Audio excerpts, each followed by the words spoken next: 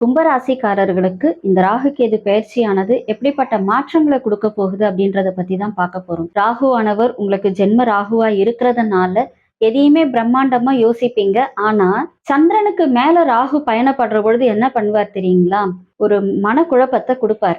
7ல கேது அப்படின்றது கொஞ்சம் கணவன் மனைவி இடையே விட்டு கொடுத்து போகின்ற தன்மையை குறைக்கும். ஒய்ஃப் சும்மா இருந்தா ஹஸ்பண்ட் வாய பிடுங்குவாரு, ஹஸ்பண்ட் சும்மா இருந்தா ஒய்ஃப் வாய பிடுங்குவாங்க. இதுதான் நடக்கும். எப்பெல்லாம் சந்திரன் மேல ராகு வரானோ அப்பெல்லாம் வருமானத்தை கொடுப்பான். இப்ப கோர்ட்டு கேஸ் எல்லாம் இருக்கு அப்படின்னாக்கா கொஞ்சம் வெயிட் பண்ணுங்க, அதெல்லாம் கொஞ்சம் டைம் எடுக்கும் முடியறதுக்கு.